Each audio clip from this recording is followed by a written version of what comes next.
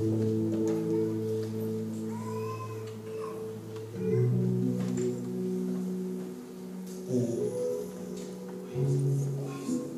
à tous. Bonjour à tous.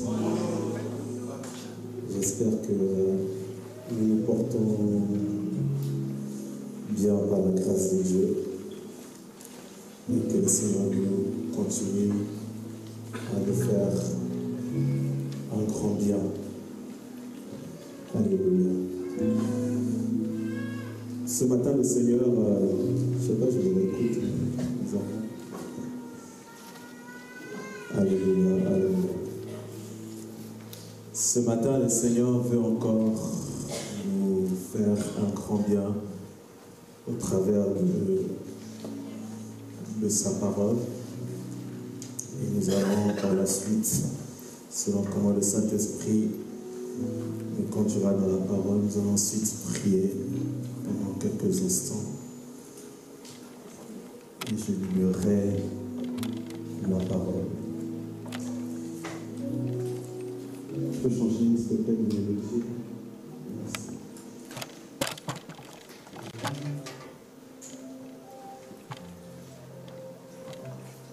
Nous avons 3 textes que j'ai donnés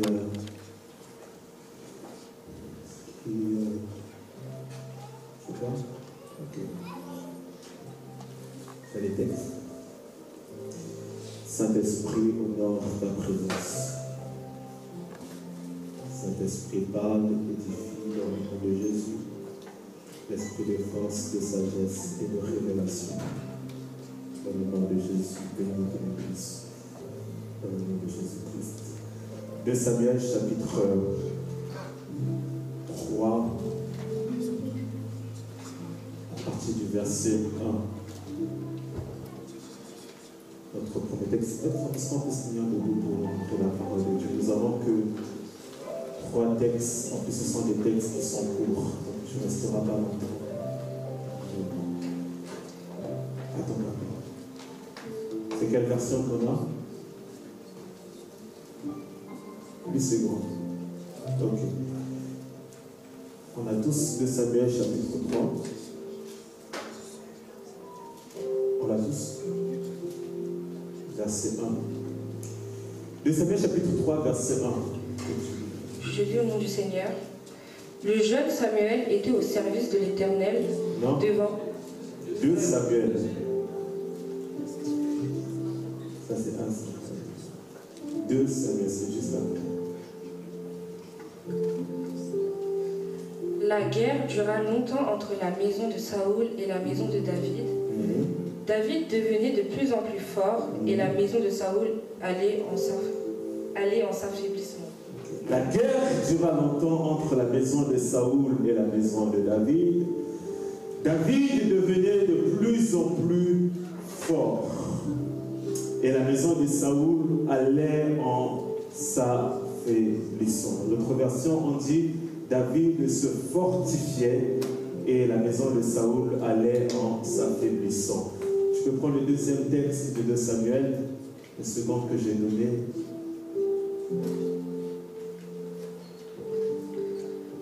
David dit, reste-t-il encore quelqu'un de la maison de Saoul pour que je lui fasse du bien à cause de Jonathan? David dit, reste-t-il encore quelqu'un de la maison de Saoul pour que je lui fasse du bien à cause de Jonathan? Est-ce qu'on peut lire en dessous? Il y avait un serviteur de la maison de Saoul nommé Chiba, que l'on lui fit venir auprès de David. Le roi lui dit, es-tu Chiba? Et il répondit, ton serviteur. On peut lire encore en dessous. Le roi dit, n'y a-t-il plus personne de la maison de Saoul N'y a-t-il plus personne de la maison de Saoul pour que j'use envers lui de la bonté de Dieu? Yes. Et Chiba répondit au roi, il y a encore un fils de Jonathan, Perclus des pieds. Perclus des pieds, on s'arrête là, il s'agit de Mephibosheth. Mais ce n'est pas le plus important. Et 2 Corinthiens, j'ai donné un.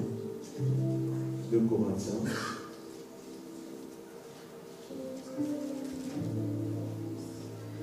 C'est pourquoi je me plais dans les faiblesses, dans les outrages, dans les calamités, dans les persécutions, dans les détresses pour Christ, car quand je suis faible, c'est alors que je suis fort. C'est pourquoi c'est l'apôtre Paul qui est en train de parler. Je me plais dans les faiblesses. En temps normal, on ne se plaît pas dans les faiblesses. Dans les outrages, tu ne peux pas te plaire dans les outrages non plus. Dans les calamités, dans les persécutions, dans les détresses. Il n'y a aucun plaisir dans toutes ces choses. Pour Christ, car quand je suis faible, c'est alors que je suis fort. Il y a un mystère qui est caché. Quand je suis faible, c'est alors que je suis fort. N'est-ce qu'on va garder la parole du Seigneur?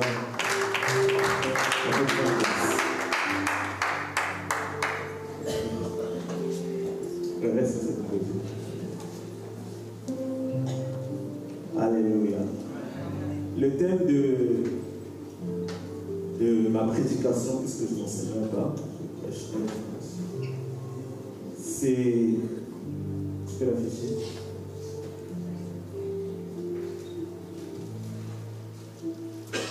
David devenait de plus en plus fort.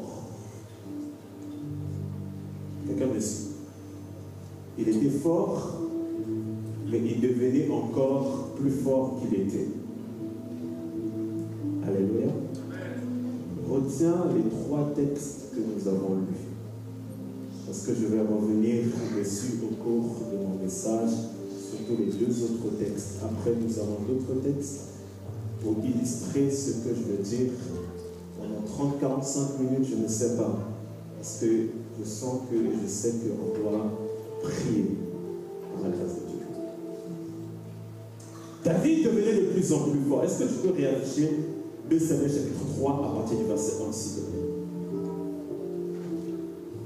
2 Samuel chapitre 3 à partir du verset 1. 2 Samuel chapitre 3 à partir du verset 1. Merci.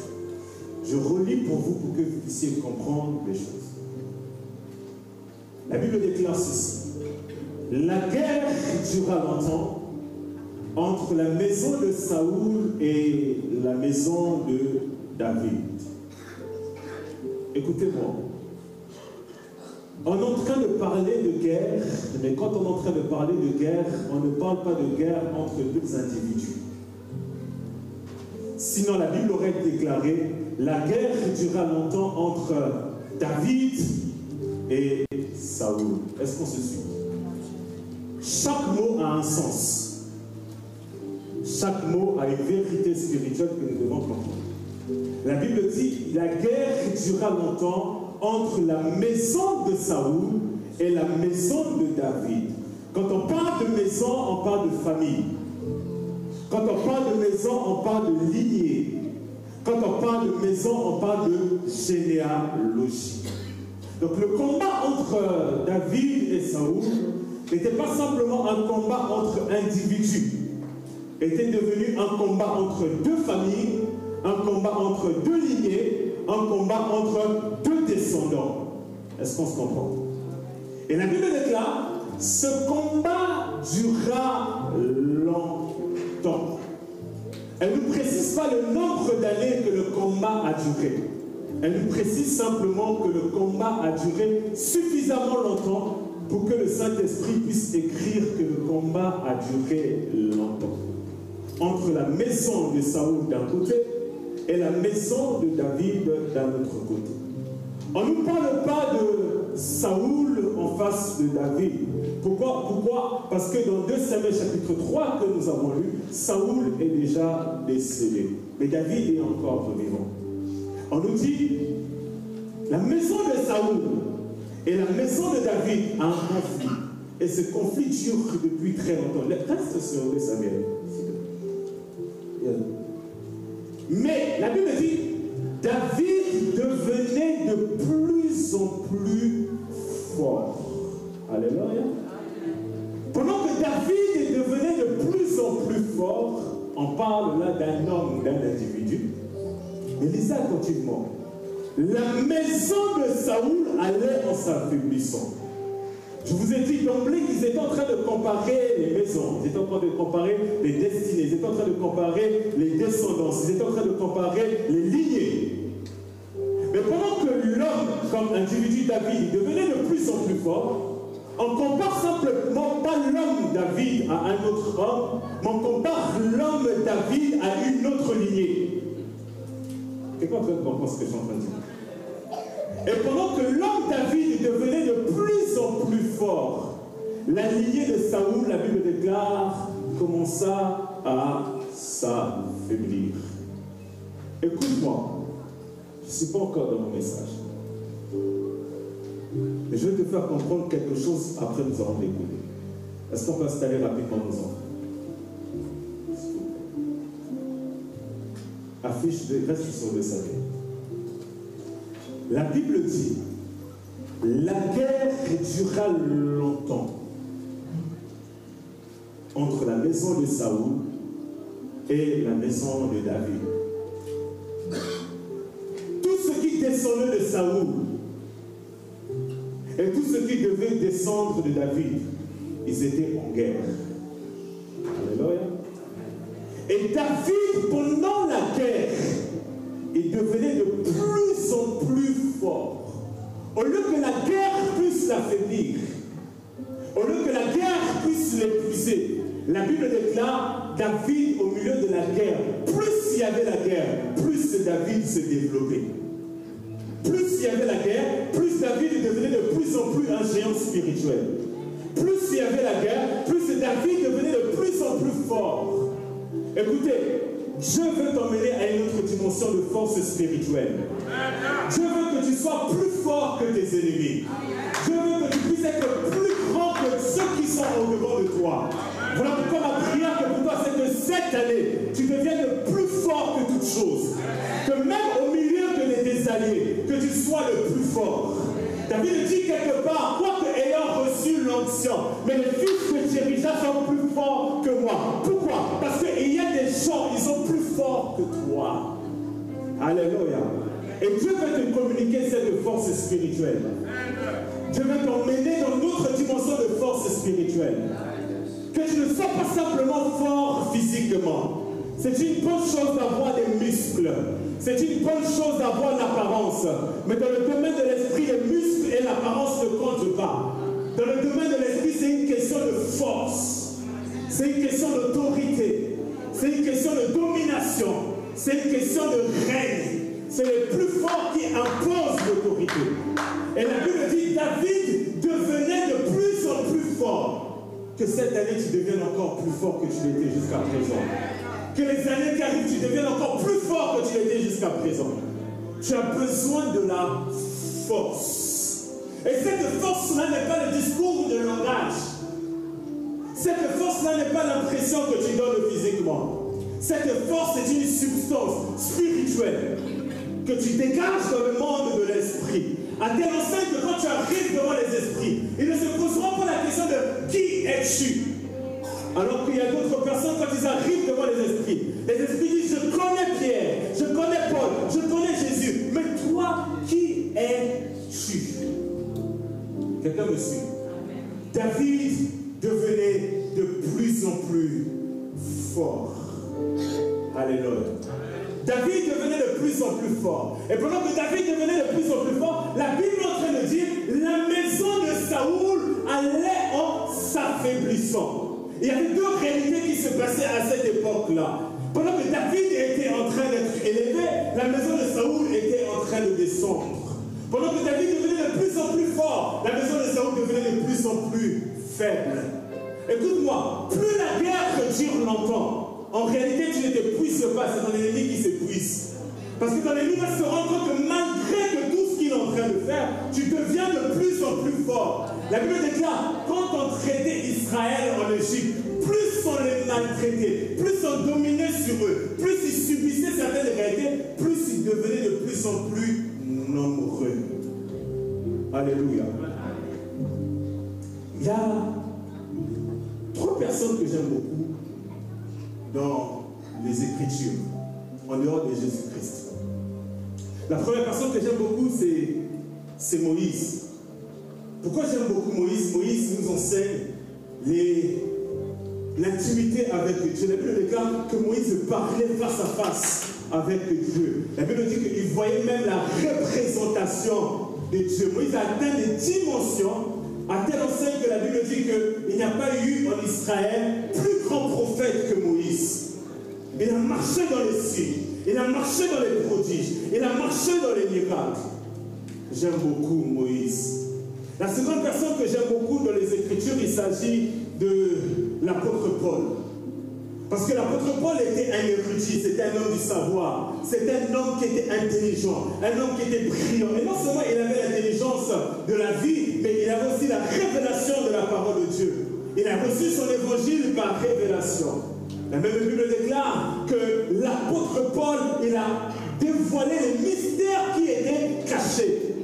J'aime les gens qui sont des lumières. Voilà pourquoi j'aime beaucoup l'apôtre Paul. Quand tu lis Paul, il te pousse à réfléchir.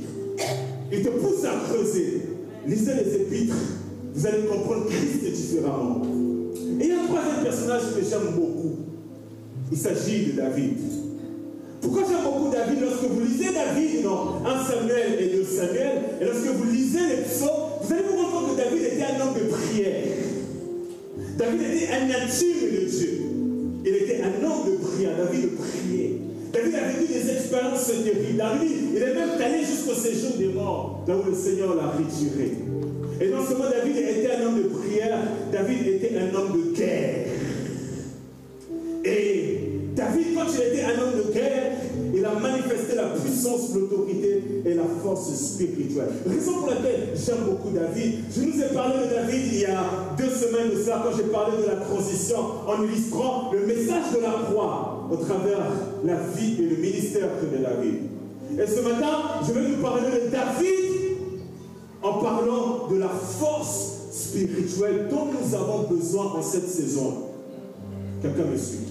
Tu peux être dans une année de la manifestation de la gloire de Dieu. Tu peux être dans une année de faveur. Tu peux être dans une année de célébration. Tu peux être dans une année de domination. Tu peux être dans une année de portes ouvertes. Mais il te faut que tu sois caractérisé par la force spirituelle. Car le problème pour Dieu, ce n'est pas simplement de t'élever et d'accorder les choses. Mais Dieu veut avant tout que lorsque tu seras élevé, que tu puisses dominer, que tu puisses faire asseoir ton autorité. Parce que plusieurs sont montés, mais plusieurs sont descendus. Parce qu'en haut, il y a aussi ces réalités. Quelqu'un me suit? Parce qu'en haut, il y a aussi ces réalités. Je dis à Adam, veille sur le jardin, cultive aussi le jardin. Garde, prends soin du jardin. Pourquoi Dieu dit à Adam de veiller que sur le jardin? Parce que Dieu savait que le jardin est une bénédiction que pour Adam. Mais pas loin du jardin, il y avait le serpent qui était là, qui pouvait s'introduire dans le jardin et nuire à Adam et Ève. Ce que je veux dire par là, c'est quoi? Dieu peut te donner quelque chose que tu le saisis entre tes mains. Si tu n'as pas la force spirituelle, on viendra te le ravir entre les mains. Jean chapitre 10, verset 10, c'est dit, le voleur ne vient que pour voler, dérober et égorger. Mais la même Bible dit que résister au diable, c'est-à-dire quand le voleur revient, toi tu dois résister. Mais pour résister, il te faut de la force. Amen. Quelqu'un me suit? Tu ne dois pas être un pleurnichard. Est-ce que je suis en train de dire que se sentir mal est un problème? Non. Mais il faut être fort spirituellement. Nous sommes dans une saison spirituelle où nous ne sommes pas simplement en train de nous confronter face à des sorciers, nous sommes dans une saison spirituelle où il y a des principautés, des autorités, des forces occultes qui combattent l'Église, qui combattent les familles, qui combattent les défilés, qui combattent les vies. Et il faut qu'on ait des sommes forts avec nous. Il faut qu'on soit une église forte. Il faut qu'on ait des ministres de Dieu forts spirituellement. Il faut qu'on ait des intercesseurs qui sont forts. Il faut qu'on ait des personnes qui sont fortes en esprit. Quelqu'un me suit? Parce que dans le domaine spirituel, il est une question de force. D'où je suis en train de parler de David devenir de plus en plus fort. Alléluia. Mais revenons un peu quelque temps en arrière. Qu'est-ce qui s'est passé? Je vous ai parlé de David la dernière fois. Je disais que David était ce jeune berger qui a été envoyé par son père sur le champ de bataille. Et sur le champ de bataille, il y avait Goliath qui est en train de menacer le peuple. Et pendant qu'il est en train de menacer le peuple, la Bible déclare que David est arrivé. Et pendant que David est arrivé, David a combattu contre Goliath. Prends 1 Samuel chapitre 18, versets 5 à 6 pour moi. 1 Samuel chapitre 18, versets 5 à 6. Est-ce que tu peux lire 1 Samuel chapitre 18, versets 5 à 6. Attends d'abord. Et pendant que David a vaincu Goliath, les femmes ont commencé à chanter que pour David. Les femmes ont commencé à donner la gloire à David. On dit, David a tué des milliers. Saoul en a tué que quelques centaines. Donc on a commencé à élever David dans la société. On a commencé à élever David dans le pays. Je commence déjà à prêcher. On a commencé déjà à élever David dans la famille. On a commencé à élever David dans l'église à cause du succès. Écoutez-moi les amis, il y a des succès et l'élévation que tu cherches sera provoquée uniquement à cause d'un exploit. Parce que les exploits font taire les contestations. Alléluia. Et quand David a vaincu Goliath, c'était un exploit que personne n'avait réalisé avant lui. Et lisons maintenant 1 Samuel chapitre 18 au verset 5 que je vous ai donné. David allait et résistait partout où l'envoyait Saoul. David allait et résistait partout où l'envoyait Saoul. Donc partout où l'envoyait Saoul, la Bible déclare la réussite était que pour David. Que Dieu te donne la réussite au nom de Jésus-Christ. Que partout où il t'enverra, que tu puisses réussir. Tu puisses réussir dans les études. Tu puisses réussir dans le travail. Tu puisses réussir dans ton mariage. Tu puisses réussir dans la société et dans ton ministère. Que partout Dieu t'enverra, que la réussite soit en partage. Mais ce n'est pas tout. La Bible dit... Il fut mis par Saoul à la tête des gens de guerre. Donc non seulement partout il allait et réussissait, celui qui était roi a pris David, il a dit non, ses exploits sont tellement manifestes, on ne peut pas le cacher comme ça, on le met maintenant à la tête, on lui donne maintenant la visibilité. Et il plaisait à tout le peuple. Il est en train de plaire à tout le peuple. C'est-à-dire, le gars-là, il était caché, on ne le connaissait pas. On le met à la tête. Et toutes les femmes ont chanté pour lui dire, David, ce gars-là, il est fort, il est puissant. Et il commençait à plaire. Vous savez, plaire aux gens est une grâce. C'est un don que Dieu vous donne. Ce n'est pas tout le monde qui vous accepte quelque part. Mais c'est Dieu qui incline les cœurs des gens pour que les gens puissent vous aimer. Et David, Dieu a commencé à incliner les cœurs des gens, que les gens commençaient à aimer David. Ok? Même aux serviteurs de Saoul. Donc, même Saoul, ses propres serviteurs, la Bible dit là qu'il commençait à aimer David. 1 Samuel chapitre 18, verset 14 à verset 15. Il réussissait dans toutes ses entreprises. Il y a encore la réussite qui revient. Donc, un peu. 14. Il réussissait dans toutes ses entreprises, ouais. Et l'Éternel était avec lui. Et l'Éternel était avec lui, descend. Saoul voyait qu'il réussissait toujours. Les problèmes ont commencé là. Le même gars qui lui a mis à la tête, le même gars qui lui a donné la visibilité. La Bible dit, Saoul, voyant qu'il réussissait toujours. Parce qu'avec Dieu, la réussite n'est pas simplement qu'une seule fois. Avec Dieu, la réussite est toujours. Quand Dieu te donne la réussite, ne donne pas simplement la réussite dans un domaine, ou pendant un mois, 2 mois, 3 mois. Non. Avec Dieu, la réussite est toujours. Dieu est capable toute une année de te donner la réussite sur quelque chose. Alléluia. Et quand Saoul est en train de voir que ce gamin est en train de réussir, la Bible déclare, avait peur de lui. Saoul a commencé à avoir peur de David. Il descend. Mais tout Israël et Juda aimaient David. Mais tout Israël et Juda aimaient David. Parce qu'il sortait et rentrait. Parce qu'ils sortaient et rentraient à leur tête. Descend. Saoul dit à David, oui. Voici, je te donnerai pour femme ma fille aînée Mérab. Voici, je te donnerai pour femme ma fille aînée Mérab. Sers-moi seulement avec veillance et soutiens les guerres de l'Éternel. Continue. Or, Saoul se disait, je ne veux pas mettre la main sur lui, mais que la main des Philistins soit sur lui. Écoutez, David commençait à manifester la crainte dans le cœur de Saoul. Saoul commençait à avoir peur pour sa réputation, sa visibilité, parce que David, plus on avançait, plus c'était connu, plus on l'aimait, plus on l'acceptait. Et pendant que Saoul avait peur, il voulait trouver un stratège maintenant pour pas que David puisse mourir entre ses mains. Sinon le peuple allait se retourner contre David. il voulait maintenant l'attraper dans le mariage. Il a sa première fille qui s'appelle Mérab. Il dit, ok, si je marie David avec une de mes enfants, il va devenir mon gendre et là je vais l'allumer. Mais on lit. David répondit à Saoul, qui suis-je? Qu'est-ce que ma vie, que la famille de mon père en Israël pour que je devienne le gendre du roi? Ok, on continue. Lorsque arriva le temps où Mérab, fille de Saoul, devait être donnée à David, elle fut donnée pour femme à Adriel de Moala. À 2 reprises, Saoul donne des 12 à David. Premièrement, quand David devait combattre contre Goliath, il y avait une promesse là. On devait lui donner une femme. C'était la fille du roi, vous vous souvenez? Ok, là, la première fille du roi, Mérab, David lui dit, bah, la promesse va s'accomplir. Mais Saoul, vu que son plan devenait méchant, il fuit David et il donne la femme maintenant à une autre personne. Laissons encore. Michal, fille de Saoul, deuxième fille de Saoul.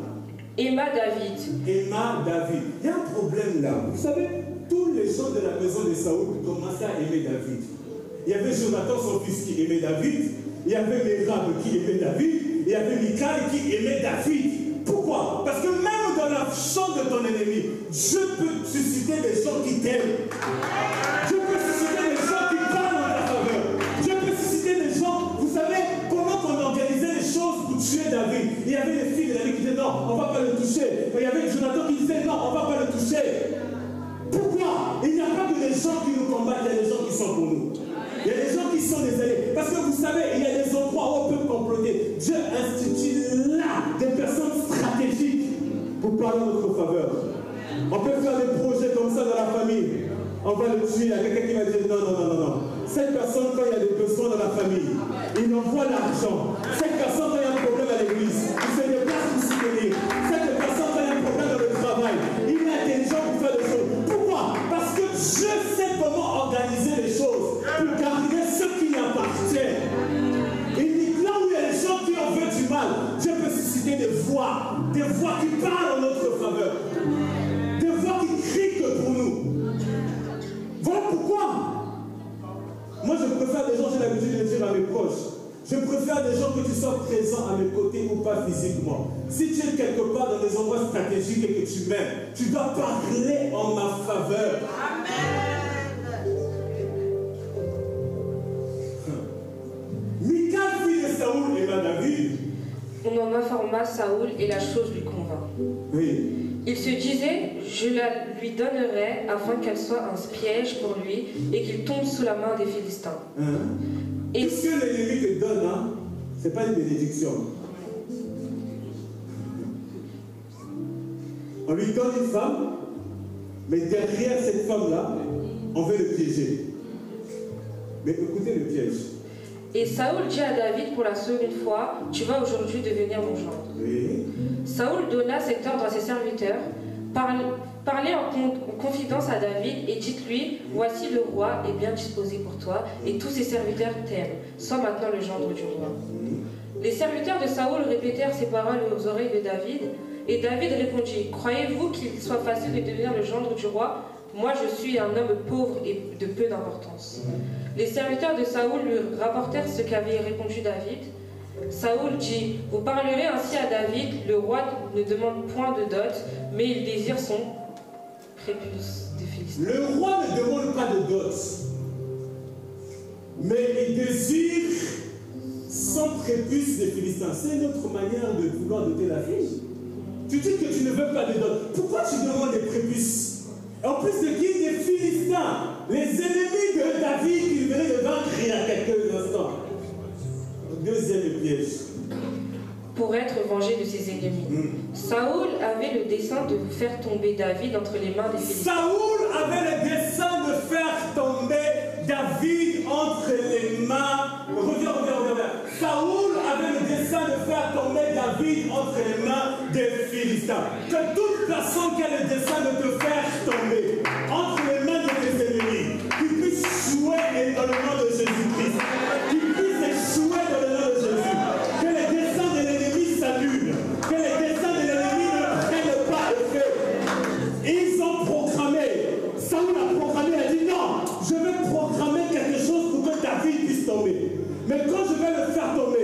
ne va pas voir que c'est moi Saoul. Sinon, ce sera trop un problème, le peuple va se retourner contre moi. Qui tombe entre les mains de ses propres ennemis. Mais la Bible dit que celui qui a creusé une tombe, pour que toi tu puisses y tomber, c'est son âme qui sera précipitée. Que celui qui fait un trou dans le mur, c'est la vipère qui le mordra. Que Dieu te donne la sagesse d'éviter les pièges de tes ennemis. Que derrière chaque opportunité, ce n'est pas Dieu forcément. Il y a des gens qui peuvent être bons avec toi, mais derrière leur soi-disant bonté, ils veulent te détruire. On peut lire. Continue. Les serviteurs de Saoul rapportèrent ces paroles à David, et David agréa ce qui lui avait été demandé pour qu'il devînt gendre du roi. David aussi, on va te dire, va couper son prépuce des Philistins et ramène à ton futur beau-père. Mais vu que David, dans son ADN, dans son nature, c'est un guerrier, il a dit, non, ça c'est rien, ça c'est la moindre des choses. Je vais aller, continue. Avant le terme fixé, David se leva, partit avec ses gens et tua 200 hommes parmi les Philistins. Il a... Attends, Saoul l'attendait qu'on tombe là-bas, là. Au lieu qu'il tombe, il tue 200. Après, il apporta leur prépuce et en livra au... Il a coupé les prépuces. C'est une humiliation. Il prend les prépuces et ramène maintenant l'Israël. Va continuer. Et en livra au roi le nombre complet, afin de devenir gendre du roi. Alors Saoul lui donna pour femme Michal, sa fille. Saoul a dit non, le premier piège là, je vais refuser déjà Mérab. Là, j'ai voulu le faire tomber dans les mains des Philistins. Mais là, je n'ai pas, tu peux t'asseoir, je n'ai pas réussi. Et il était obligé de donner Michal, sa propre fille. Mais quand il donnait la comme ça, il donnait avec un cas précaire.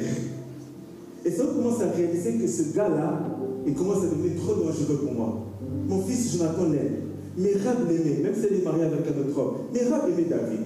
Michal aime David. Le peuple aime David. Le cœur de tout le monde commence à aimer David. La Bible déclare maintenant que Saoul a commencé à persécuter David. Depuis le chapitre 1 Samuel, chapitre 18 que nous avons lu, jusqu'au chapitre 31 où Saoul est décédé, Saoul ne cessait de persécuter David.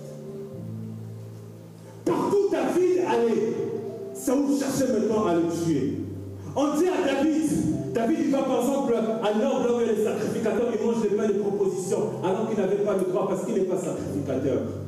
Et il y avait un gars qui était là, un Édomite. Il est parti informer Saoul, il a dit, on a vu David là, on vient, on coupe, on tue tous les sacrificateurs à cause de David. Vous savez, il y a un homme qui a dit, j'aimais ce qu'il disait, l'onction qui t'a fait réjouir un jour, qui t'a fait rire un jour, c'est la même onction qui te fera pleurer aussi un jour. L'onction qui t'a fait rire un jour, quand les femmes sont en train de chanter que pour toi, c'est la même onction qui va te faire pleurer quand Saoul va commencer à te persécuter. Parce que l'onction à sa face A, l'onction aussi à sa face B. La destinée à sa face A, la destinée aussi à sa face B. La gloire à sa face A et la gloire aussi à sa face B. Et il y a des choses où on rit, mais il y a des choses aussi où on pleure. Et à cause de David, on a coupé la tête des sacrificateurs. Parce qu'il y a un homme qui a rendu service à David. Après cela, David continue à être persécuté. À un moment, il se retrouve dans un endroit. Saoul prend la lance et il veut tuer sur David. David esquive. Ça ne le touche pas. À un autre endroit, la Bible déclare que David se retrouve. Et pendant que David se retrouve là-bas, on vient toujours informer Saoul, là où David il était. À un moment, David il fuit à Rama. Pendant qu'il est en train de souffrir, il a dit non, je dois aller voir mon père spirituel. Je dois aller voir celui qui m'a donné l'onction. Parce que c'est Samuel qui l'a donné l'onction. Il retourne comme ça à Rama. Et là où il y a Samuel et les prophètes, il va voir pour être fortifié. Parce que Saoul est en train de le persécuter. Et on vient dire encore à David, on vient dire à Saoul, David est à Rama, Saoul prend ses gens, ils poursuivent David à Rama. Mais la Bible déclare, quand David et Saoul arrivaient à Rama, à cause de l'atmosphère de la présence de Dieu, le gars qui venait avec l'épée pour Dieu David, il commençait à il commençait à prophétiser, il commençait à être sous l'onction du Saint-Esprit. Parce que l'atmosphère était dégagée spirituellement. Et David continue à poursuivre à chaque endroit. David s'est retrouvé même à un endroit chez les Philistins à cause de Saoul. Prends 1 Samuel chapitre 22, nous sommes en train de poursuivre. 1 Samuel chapitre 22 à partir du verset 1, rapidement. 1 Samuel chapitre 22 à partir du verset 1, la Bible dit David partit de là. J'aime cette partie de la vie de David. David est parti de là parce que David était devenu un nomade. Il était devenu un homme d'exil. Alors qu'il a l'onction sur lui, le territoire lui appartient. Mais il y a un homme qui le cherche. Il y a un homme qui le poursuit et qui va faire sa peau. Et David est parti de là. Et se sauva dans la caverne d'Adoula. Il se sauva dans la caverne d'Adoula. Ses frères et toute la maison de son père l'apprirent. Attends.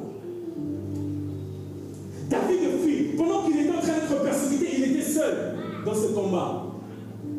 Pendant que Saoul était en train de pousser David, David était seul dans ce combat. Mais à un moment, quand il arrive dans la caverne d'Adoula, la Bible déclare ses frères et son père. Non, et toute la famille, et toute la maison de son père. Ses frères et toute la maison de son père. Ce n'était plus un combat entre David et Saoul. C'était un combat maintenant entre maisons. Est-ce que quelqu'un me suit? À partir de ce moment-là, la famille de David a compris, ils ont dit non. Celui-ci est un des nôtres. C'est notre sang, c'est notre chair. On ne peut pas permettre à la maison de Saoul d'éliminer un des nôtres. S'il élimine David, la destinée s'arrête, la lignée s'arrête. Et la Bible dit, ses frères et sa famille ont appris que David est à Adoula. Toute la famille s'est levée. Ils ont dit non, on va les soutenir de notre sang.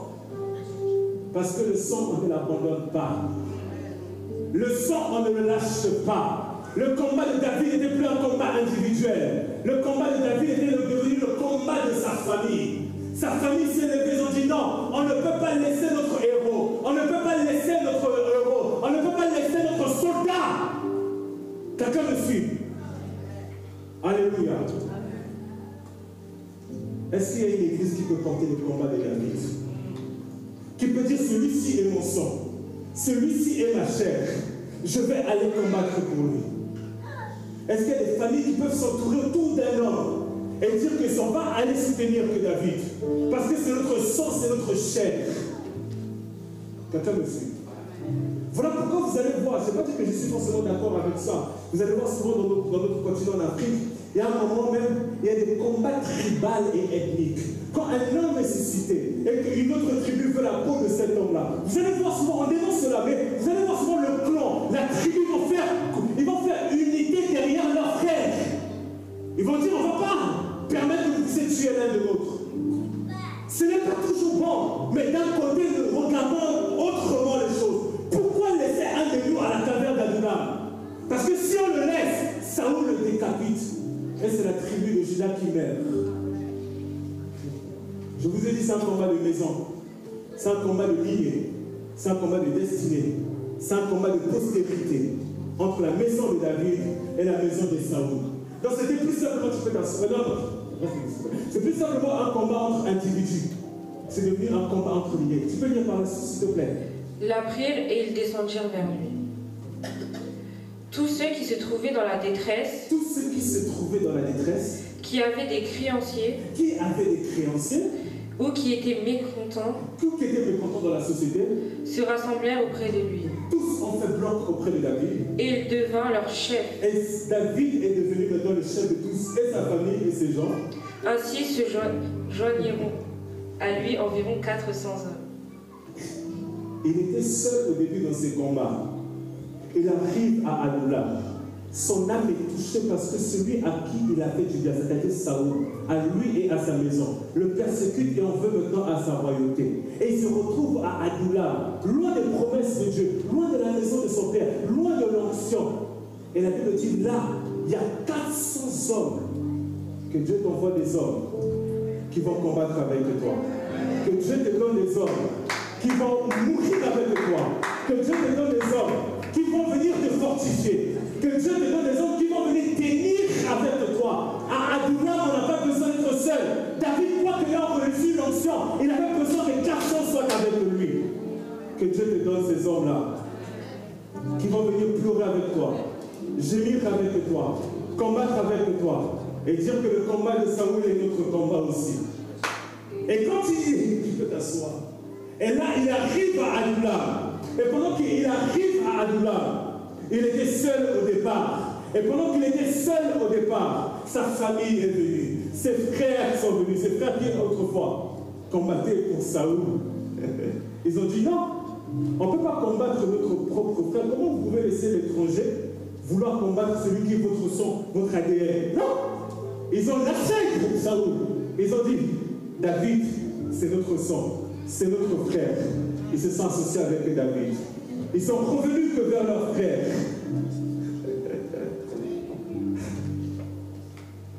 Et pendant qu'ils sont revenus leur frère, la société des gens se sont levés. Ils sont venus en informer, ils sont venus maintenant à Adullam. Et pendant qu'il était à Adullam, la Bible déclare, il y avait un prophète, le prophète Gad. Pendant tout le ministère de David, il sait bien, Gad était toujours là avec David pour lui donner des orientations. Gad vient et prophétise à David, dit, ainsi parle l'Éternel. Dieu dit, ne reste pas à Adullam, parce qu'il y a autre chose après Adullam. Adullam, ce n'est pas le trône, Adullam, ce n'est pas la royauté. Adullam, c'est simplement un temps où tu restes là. Le lieu où tu te fortifies, le lieu où tu te développes, le lieu où tu deviens de plus en plus fort.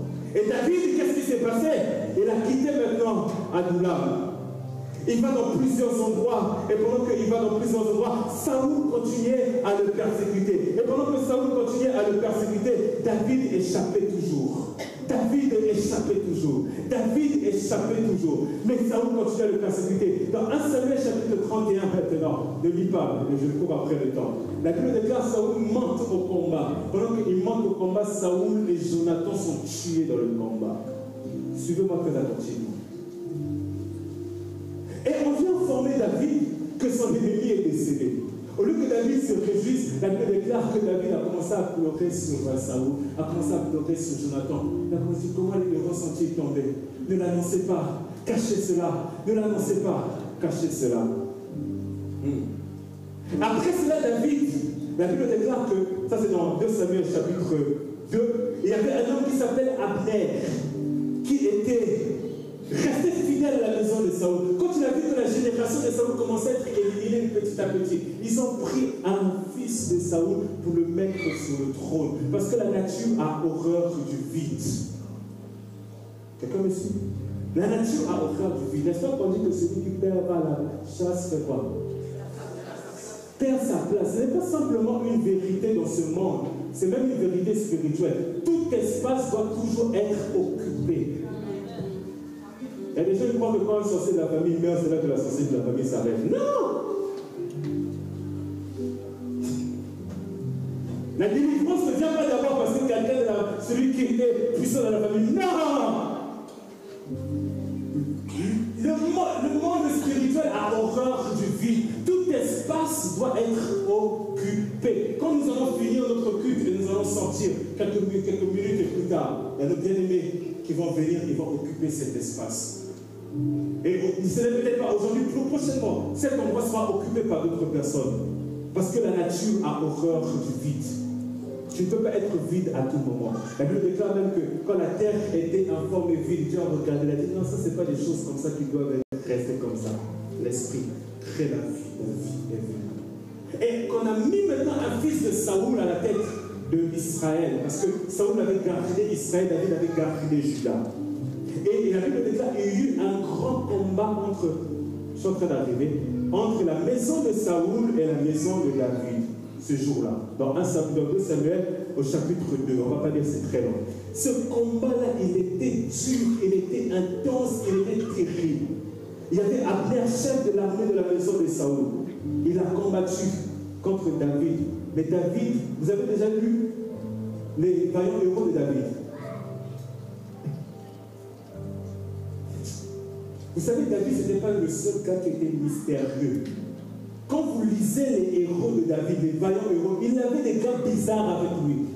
Il y avait des gars qui, en une seule lance, pouvaient éliminer 300 personnes. Il y avait des hommes qui étaient forts, puissants et mystiques spirituellement.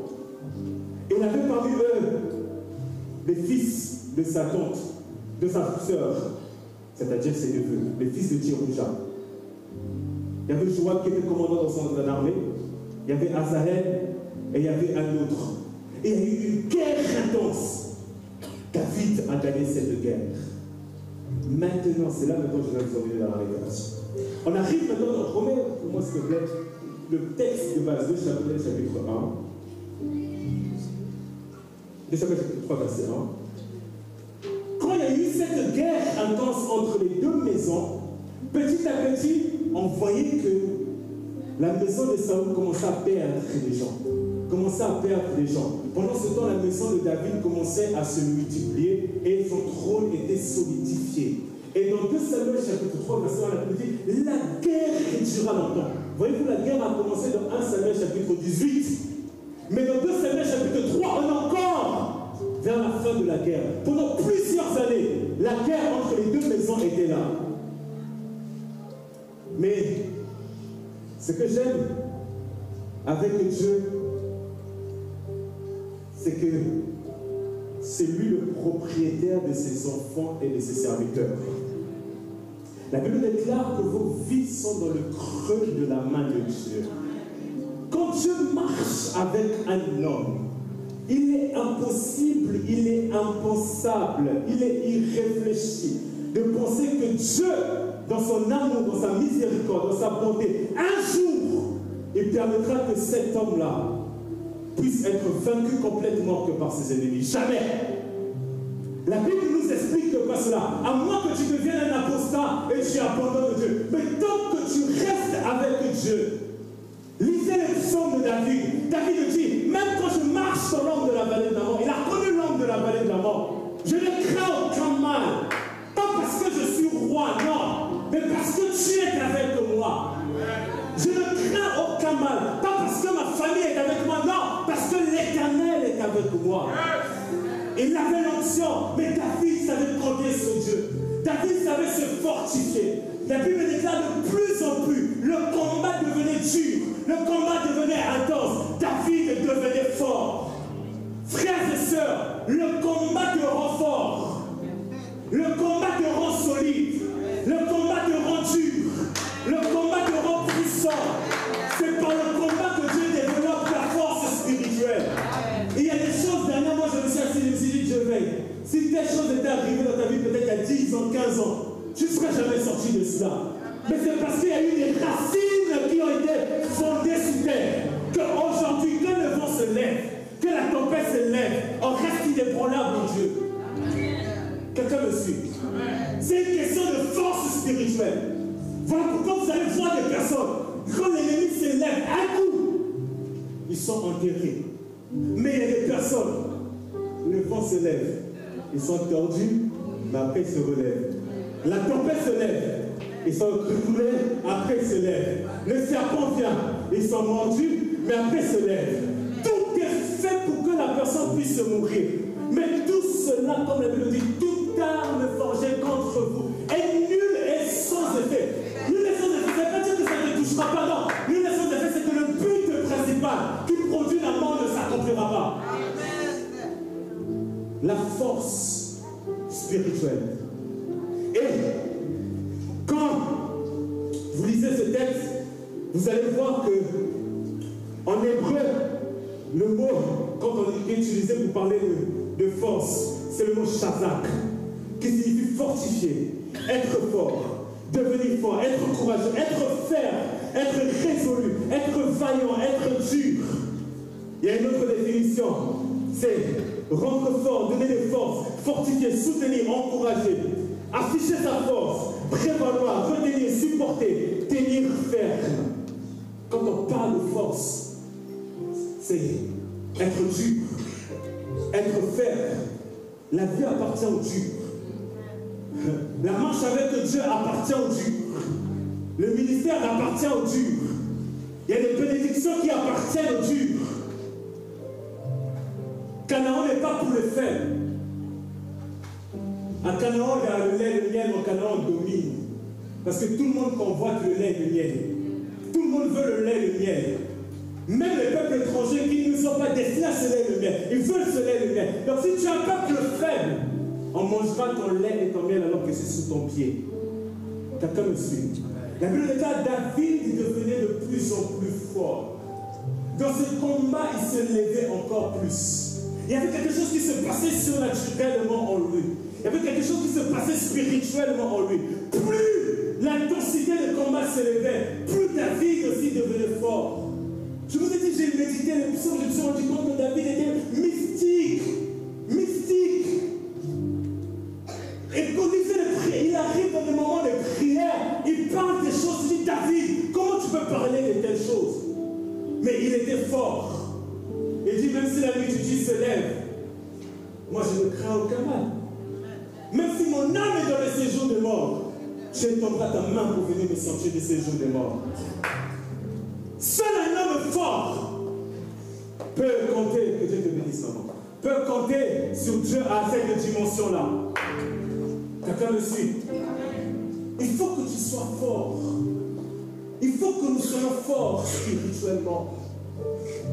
Et nous croyons que les problèmes viennent pour nous atteindre, nous affaiblir. Mais en réalité, c'est la pédagogie de Dieu pour que tu puisses sauter des étapes, pour que tu puisses devenir encore plus grand. On ne devient pas plus grand simplement parce qu'on prie beaucoup. Non. On devient géant spirituel parce qu'on a affronté des géants, on a vaincu des géants et on est élevé au-dessus maintenant des géants. Amen, amen, amen. Pas parce qu'on prie beaucoup, non. Pas parce qu'on médite beaucoup, non. Mais le jour où le combat va être là, tu vas fuir. Prier beaucoup est une bonne chose. Être dans l'intimité de Dieu est une bonne chose. Mais le jour où le combat va être là, toi aussi sors et dis que j'affronterai tout cela.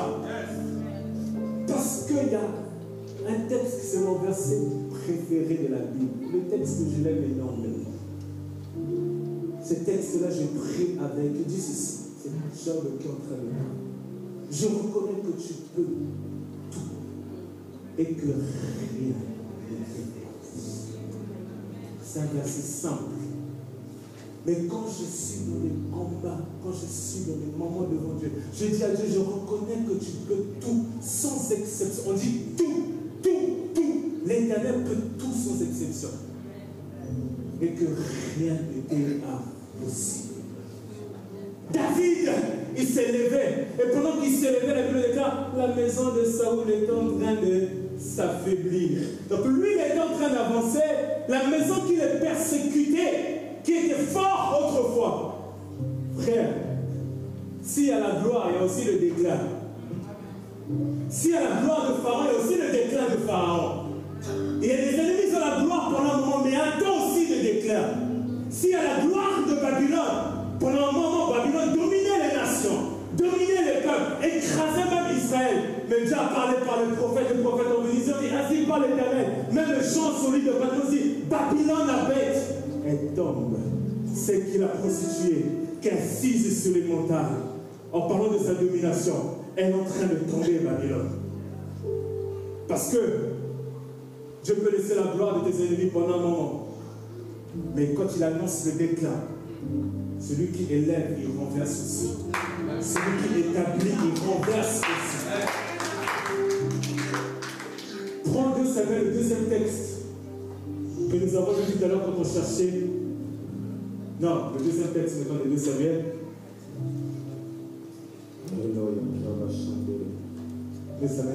Voilà. Et regardez ce qui se passe, regardez spirituellement ce qui se passe. Pendant que David devenait de plus en plus fort, David dit, normalement on ne devait pas se poser cette question, parce qu'à l'époque c'était Saoul qui avait la gloire, il avait beaucoup d'enfants, il remplissait le royaume, il avait des soldats et tout. Mais on dit, reste-t-il encore quelqu'un de la maison de Saoul pour que je lui fasse du bien à cause de Jonathan? David veut faire cela parce qu'il a fait une promesse, c'est un homme d'alliance. Il a fait une promesse à son ami Jonathan à l'époque, avant que Jonathan meure, d'être toujours attaché à la postérité de Jonathan. Jonathan est mort, David veut se souvenir d'un fils de Jonathan. Mais regardez, malheureusement, Jonathan, qui est de la descendance de Saoul, a donné un enfant qui s'appelle Mephibosheth. Celui qui était perdu les pieds qu'on avait pris par la nourrice et qu'il avait fait tomber. Mais David, c'est pas là que je veux vous emmener. Mais la question qu'on est en train de poser, reste-t-il encore quelqu'un de la maison de Saoul? Pour dire quoi? Pour dire que la maison de Saoul était tellement en train de partir qu'on ne comptait même, on ne savait même plus où trouver les fils de Saoul. Pendant ce temps, la Bible dit que David, vieux, il continue à faire des enfants. Il a eu des enfants à Hébron, il a eu des enfants à Jérusalem, il a eu des enfants même dans sa vieillesse. Et Dieu est en train de solidifier son royaume, solidifier sa dynastie, solidifier sa postérité, solidifier sa lignée. Pendant que la lignée de Saoul, je vous ai dit c'était un combat de lignée, pendant que la lignée de Saoul était en train de partir en s'éliminant. Écoutez, Dieu veut faire de toi un ancêtre d'une nouvelle lignée dans ta famille. Vous savez, quand tu es l'ancêtre d'une nouvelle lignée, quand on parle de lignée, on ne parle pas simplement d'homme, on parle aussi de sacerdoce.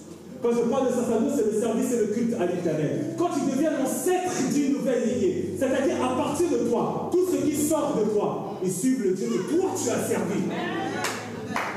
Si la lignée était occulte jusqu'à toi, elle s'arrête à toi. Mais à partir de toi, toi tu es l'ancêtre. C'est-à-dire quand tu vas mourir, ou même que tu sois vivant, tes fils, les fils de tes fils, les fils des fils de tes fils, la génération qui viendra, ils diront que dans ma lignée, il y a eu un homme qui a marché avec Dieu. Il y a eu une femme qui a servi Dieu. Il y a eu une femme qui a payé le prix pour Dieu. On ne va pas simplement combattre les liens de... Si nos ancêtres n'ont pas servi Dieu, nous là, on sert Dieu, on prépare les destinées qui arrivent. On prépare les 5e et 10e générations. Quand ils seront là, même si je serai dans ma tombe, l'esprit qui a marché avec moi viendra un jour voir mes fils. Je suis le Dieu de votre père. Il a marché. Dieu a marché avec Abraham, il a marché avec Isaac, il a marché avec Jacob. À un moment, ils étaient même plus, il a marché avec Joseph. Dieu apparaît maintenant dit, je suis le Dieu de votre père Abraham, de votre père Isaac, de votre père Jacob. Où ils ont vu Abraham, où ils ont vu Isaac, où ils ont vu Jacob, mais ils connaissaient l'histoire de la lignée. Ils connaissaient l'histoire de la lignée. Ils savaient que dans cette lignée-là, il y a eu Abraham qui a marché avec Dieu. Il y a eu Isaac qui a marché avec Dieu. Il y a eu Joseph qui a marché avec Dieu. Je veux qu'à partir de moi, ma lignée dans plusieurs années, dans plusieurs siècles, si Jésus ne revient pas, ils disent qu'il y a eu Dieu qui a marché avec Dieu. Qu'ils puissent vivre des liens positifs et non négatifs. Oui. S'il y a des liens qui maudissent, c'est des liens qui bénissent. S'il y a des esprits qui sont établis dans les familles qui poursuivent, il y a des esprits de Dieu aussi. Même si tu n'es plus vivant, tu as tellement servi Dieu qu'à un moment, ils vont venir chercher tes enfants. Pour les réclamer pour Dieu. Paye le prix jusqu'à la mort. N'abandonne pas. Et David était arrivé. Il était faible, physiquement. Même en 2 Corinthiens que je vous ai donné. On le combattait. Le combat devenait de plus en plus intense. Il devenait de plus en plus fort. On le persécutait. Mon esprit grandissait encore. On l'abandonnait. Mon esprit devenait géant. Ses ennemis voyaient, non. Depuis Goliath, cet homme-là, Dieu marche avec lui. Et l'apôtre Paul nous révèle un mystère. Il dit, c'est pourquoi je me plais dans les faiblesses, dans les outrages, dans les calamités, dans les persécutions. Paul a eu une vie difficile avec les Juifs. Les vies difficiles même avec les non-Juifs.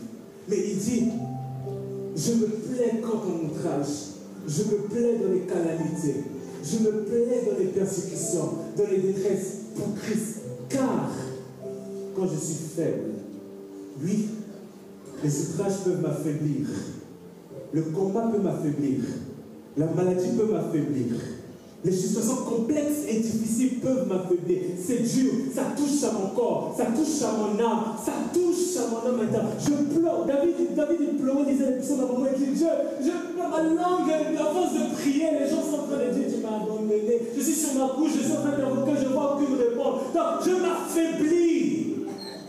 Il y a quelqu'un qui s'affaiblit. Il dit Dieu, jusqu'à quand? Oh Dieu, jusqu'à quand? Quand je suis faible, c'est alors, en réalité, je ne suis pas faible, c'est une illusion. Vous voyez la faiblesse, mais moi je sens qu'il y a quelque chose qui se passe en l'esprit. Les gens voient la faiblesse en temps, mais en réalité, tu deviens de plus en plus. Regarde, il y a des choses qui pouvaient te terrasser à 5 ans. Aujourd'hui, tu les as affrontées. Et tu es encore debout. Il y a des choses qui pouvaient te terrasser à 6 mois. Aujourd'hui, tu les as affrontées. Tu es encore là. Et même quand ce qui viendra dans l'avenir, tu l'affronteras et tu seras encore debout. Tu l'affronteras, tu seras encore debout. Parce que tu te développes, tu grandis, tu deviens de plus en plus mature spirituellement. Les géants arrivent, tu dis, c'est pas grave, tu es grand. Mais ce n'est ni par la force, ni par mon esprit. Mais c'est par la puissance de Dieu montagne. Toi là, tu seras terrassé. La guerre peut durer longtemps, mais pendant qu'elle dure longtemps, moi je deviens de plus en plus fort. Dure longtemps, mais moi je deviens fort. Et je suis fort pour résister pendant le longtemps. Dans la guerre, David devenait de plus en plus fort. Et il dit, c'est l'apôtre Paul, quand je suis faible, c'est alors que je suis fort. À plusieurs reprises, il parle des 33 coups moins 1 qu'il a subis. On l'a flashé.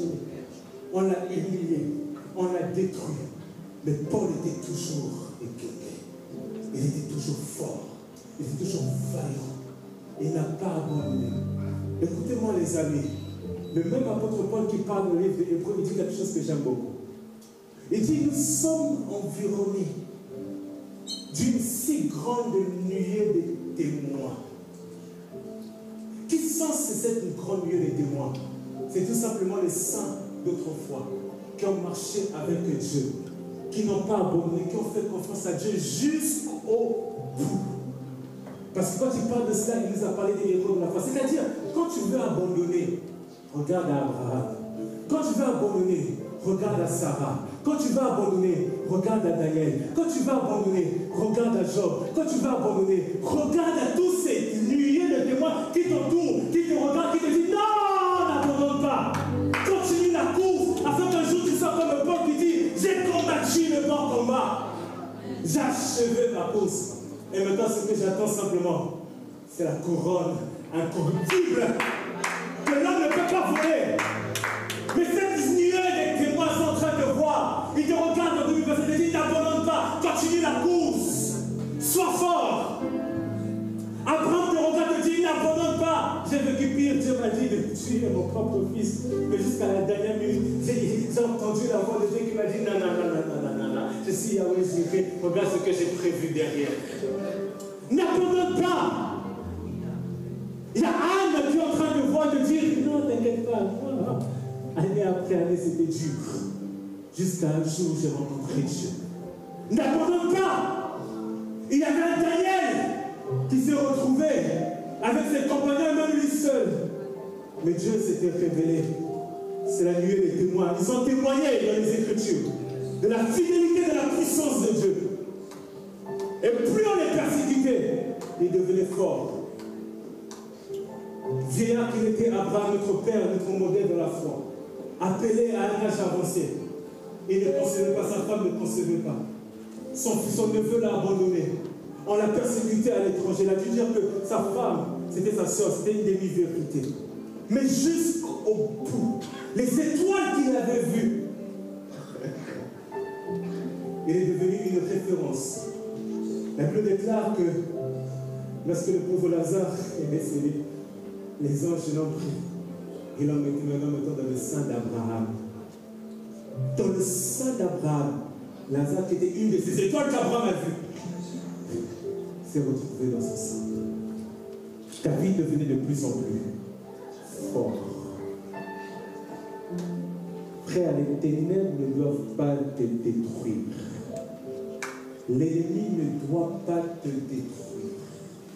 L'échec ne doit pas te détruire. Les puissances ne doivent pas te détruire. Ce matin, le Seigneur envoie pour te dire, sois encore fort. Manifeste encore la force. Tu es fort. Deviens encore plus fort comme David. Malgré les persécutions de Saül, il devenait de plus en plus fort. Et ses ennemis étaient en train de s'affaiblir. Petit à petit, petit à petit, petit à petit. Ils étaient en train de s'affaiblir. Le trône de Saül est en train de mourir. Vous pouvez voir comme ça une lignée qu'on veut éliminer et massacrer dans la famille. Bizarrement, c'est un moment, c'est là que Dieu donne maintenant la multiplication. On veut éliminer cette lignée-là. Mais Dieu continue à multiplier, multiplier, multiplier la lignée. On veut sacrifier cette lignée. Dieu continue à multiplier, multiplier, multiplier la lignée. Je ne sais pas pour vous, ça fait quand même quelques années que je marche avec Dieu. Dieu est puissant, il est fidèle, il est grand, il est immense. Quand il tient la vie d'un homme, il prend la vie d'un homme. Lorsque Christ se présente à l'apôtre Jean sur Patmos, il prend Jean, il dit, il y avait les étoiles, et Jean est en train de voir la vision, il y avait les étoiles, il y avait toutes ces choses-là. Et Jésus dit, ce qui entraînait mal là, il y avait non seulement les églises d'Asie, mais il y avait aussi les serviteurs. Et Jésus dit, quand jettera plusieurs d'entre vous en prison, ne vous inquiétez pas. Satan mettra plusieurs d'entre vous en prison, ne vous inquiétez pas de cela. On vous combattra, mais ne vous inquiétez pas de cela. On vous flagellera, mais ne vous inquiétez pas de cela. Toi, sois fort jusqu'au bout. Persévère jusqu'au bout. La force est une énergie spirituelle. Elle se développe quand on se confronte à des réalités très difficiles. Plusieurs sont dans le confort, voilà pourquoi ils sont faibles. Tu apprendras à te connaître et à te découvrir quand tu es face à certaines choses. Tu sauras que tu es capable parce que tu as manifesté la force. Tu sauras que tu es fort quand tu as rencontré aussi des forts. Je n'aime pas les gens qui sont forts avec les faibles. Il y a des gens qui sont forts avec les faibles, c'est une très bonne chose. Mais ta force, elle n'est rien avec les faibles. Mesure-toi avec ceux qui sont dans la même catégorie que toi, et on verra que ta force. Fort avec les faibles, c'est une très bonne chose. Moi, je suis un grand supporter de football. En dehors de Marseille, un de mes clubs préférés, c'est FC Barcelone. Et comme en tant que bon Barcelone, je ne peux pas aimer le Real Madrid. Jamais. Quand tu joues, ceux qui perdent. Et chez nous, on dit que ils sont forts simplement quand ils arrivent face aux faibles, des Osasuna, des Leganés, des petits clubs comme ça. Mais quand ils arrivent face à nous, on les atomise. Des 4-0, des 5-0, aller-retour, Coupe de France, Coupe d'Espagne, on les atomise. Parce que nous, on ne blague pas. Ils blaguent avec des petites équipes. Mais quand ils arrivent avec nous, on les atomise. Parce qu'on est fort. Quelqu'un me suit. Je sais qu'il y a des Madrilènes ici. On les atomise. Pourquoi? C'est quand tu t'affrontes les forts. Et prochainement, quand tu joues avec eux, ils mettent des tactiques pour essayer de contrecarrer ça fait s'opposer. Vous savez, un des plus grands indicateurs que vous êtes fort. Regardez le poids de vos adversités. Le poids des réalités que vous rencontrez. J'ai l'habitude de dire, et je vous le dis ce matin, je vais terminer par là. Écrivez cette pensée. Quand tu marches avec Dieu, tu ne choisis pas tes combats. Je répète, quand tu marches avec Dieu, tu ne choisis pas tes combats. Ce sont tes combats qui te choisissent. Je vais vous expliquer. Quand tu marches avec Dieu, tu ne peux pas te payer le luxe de choisir tes combats, ça ne fonctionnera pas. Tes combats te choisissent en fonction de l'onction qui repose que sur toi. Voilà pourquoi un certain type d'onction va rencontrer un certain type d'esprit. Un certain type d'onction va rencontrer un certain type d'opposition. Parce qu'on ne choisit pas ses combats toujours. Mais il y a des combats que tu le veuilles ou pas, à cause de ce que tu transportes. On va se positionner que sur ton champ. Quelqu'un me suit. David n'a pas choisi ses combats. Mais à cause de l'action royale qui reposait que sur lui, il avait des combats intenses. Pas simplement contre un individu, mais contre toute une maison, toute une maison. Donc à chaque fois que quelqu'un mourait dans la maison de Saül, quelqu'un d'autre se suscitait pour en vouloir découdre. Vous voyez, dans les nations aujourd'hui, il y a des guerres qui durent depuis très longtemps. Les guerres ont commencé quand c'est un autre pouvoir qui est en place. Mais pourquoi ces guerres jusqu'à aujourd'hui alors que les acteurs ont changé? Parce qu'il y a des guerres, ce n'est pas une guerre des individus, c'est une guerre de postérité. Quelqu'un me suit. David devenait de plus en plus fort. Ça va nous mettre de nous en prière.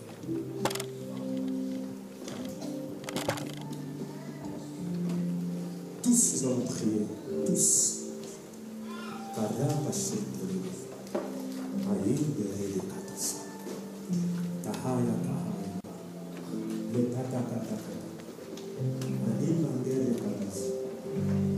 Tu as besoin cette saison que le Saint-Esprit te renouvelle les forces. Tu as besoin que le Saint-Esprit renouvelle tes forces spirituelles. Tu vas prier le Seigneur, que l'Esprit tombe sur toi. Que sa force, il est l'esprit de force, il est l'esprit de puissance. Que tu deviennes de plus en plus fort. Que tu deviennes de plus en plus forte. Que dans ton ministère, tu puisses faire preuve de force. Que dans ton mariage, tu puisses faire preuve de force. Il y a des combats dans le ministère, il y a des combats des destinées, il y a des combats dans le mariage, il y a des combats dans le lieu de travail, il y a des combats dans la société, il y a des combats d'influence. Mais que tu deviennes de plus en plus fort. Que tu manifestes la force. Que cette année tu sois fort. Peu importe ce que tu vas avoir, peu importe ce que tu rencontreras. Commence à prier dans le nom de Jésus. Commence à élever la voix dans le nom de Jésus. Que tu sois fort. Que nous soyons une église forte. La persécution arrive dans l'église. Que nous soyons forts. Que nous soyons forts. Que ta destinée soit forte. Que tu sois une femme forte. Que tu sois un homme fort. Que tu sois un parent fort. Que tu sois un ministre de Dieu fort. Que tu sois un ange de Dieu fort. Un fils de Dieu fort. Un ouvrier de Dieu fort. Que l'esprit de force t'accompagne. Au nom de Jésus, nous sommes en train de prier.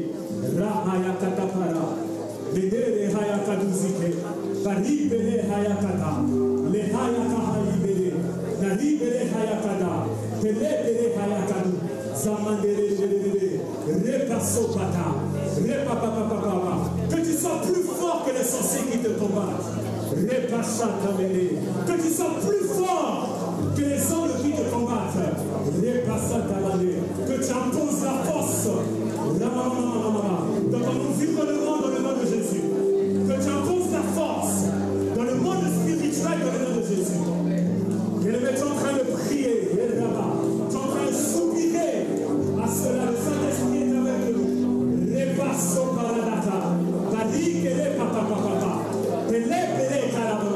Que tu deviennes encore plus fort.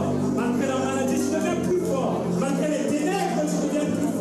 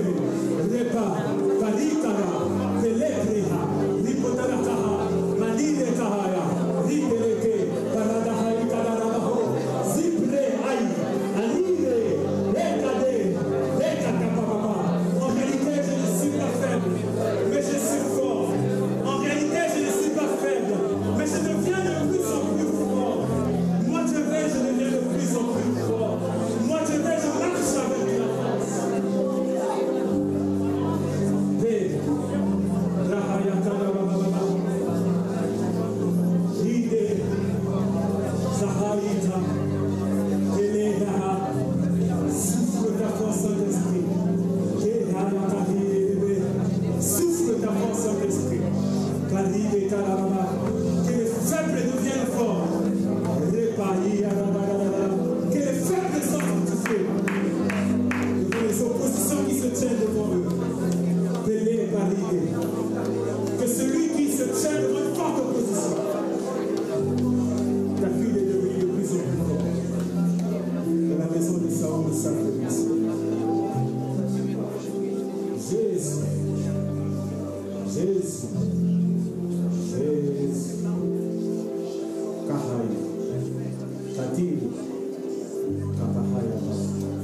Igere Hayaka. Tele Kalababa. Le Saint-Esprit. De remplir de sa force. Rekalababa. Katusi Kalaba. De renouvelle tes forces. Rekalababa. De renouvelle tes forces. Repasata. De renouvelle tes forces. Je parle à un esprit affaibli. Je reçois la force de l'esprit de Dieu. Tu reçois la force de l'esprit de Dieu. Tu affronteras l'ennemi sans crainte. Tu affronteras l'ennemi sans crainte. Je parle à un homme de destinée, à une femme de destinée, à un jeune homme, à une personne avancée en âge. Même si ton corps te montre que tu es faible, à cause de multiples maladies, mais sache qu'en esprit, tu deviens de plus en plus fort. Tu deviens de plus en plus fort. Et l'ennemi ne te surprendra pas. L'ennemi ne te surprendra pas. La nuée de témoins te regarde. La nuée de témoins te regarde. La nuée de témoins te regarde. David te parle. Abraham te parle. Sarah te parle. Jacob te parle. Tous ils sont en train de te parler. Il te dit, sois fort. Sois fort. Dans le nom de Jésus. Lève la main là où tu es, nous scotchons. La haïka. Tere haïka nous. Tere haïkade. Bahaïka hara. Ivele haï suprema na haïdeleha. Mahidere haïkatusike. Que le Saint-Esprit te baptise de force. Que le Saint-Esprit te baptise d'esprit de force. Comme David, tu deviens de plus en plus fort. Que tes ennemis s'affaiblissent dans le nom de Jésus-Christ. Que tes ennemis descendent dans le nom de Jésus-Christ. Mais que toi tu montes. Que toi tu deviens de plus en plus fort. À cause de l'alliance que nous avons avec Dieu. Je te communique par ma parole la force de l'Esprit de Dieu. Affronte les réalités qui s'opposent à toi. Affronte les réalités qui se présentent à toi. Je refuse que tu puisses fuir. Je refuse que tu puisses reculer. Tu es un homme d'élite. Tu es une femme d'élite. Tu vas enfanter ta grâce. Tu vas enfanter ta destinée. Tu vas enfanter les promesses de Dieu. Tu vas enfanter la grandeur. Tu deviens de plus en plus fort. Reçois la faveur de Dieu. Reçois la force de l'esprit. Que là où tu étais faible, même dans tes songes, ton esprit devient encore fort. Quand on va te poursuivre, et là où tu es en train de fuir, c'est toi qui vas aller poursuivre maintenant les autres. Tu vas être en capacité de rivaliser dans ton esprit. Là où tu verras qu'on est en train de point de te prendre, Dieu va te faire disparaître mystiquement. Parce que tu deviens de plus en plus fort. Si David n'était pas tombé, toi tu ne tomberas pas. Si David n'était pas enterré, toi tu n'enterreras pas. Il était rassasié le jour. Je suis en train de prophétiser pour quelqu'un. David était rassasié le jour, tu seras rassasié le jour. Que Dieu te donne encore 10 ans de plus, 20 ans de plus, 30 ans de plus, 40 ans de plus. Et que la force t'accompagne dans le nom de Jésus. La mort est détruite et annulée dans ton corps. Tout programme de mort, à cause de la force spirituelle, est en train de mourir dans le nom de Jésus. Je viens comme un guerrier de Dieu, rempli du Saint-Esprit. Parlez à la voix de l'Éternel comme il est dit. Soyez forts au nom de Jésus.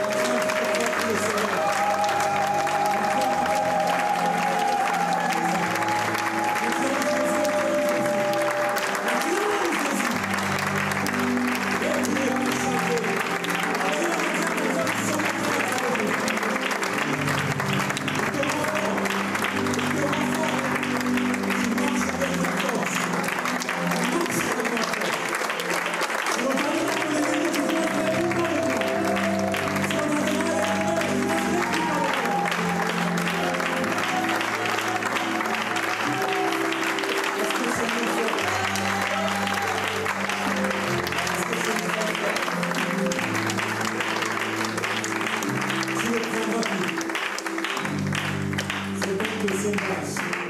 C'est pas une question de corps. C'est une question d'esprit.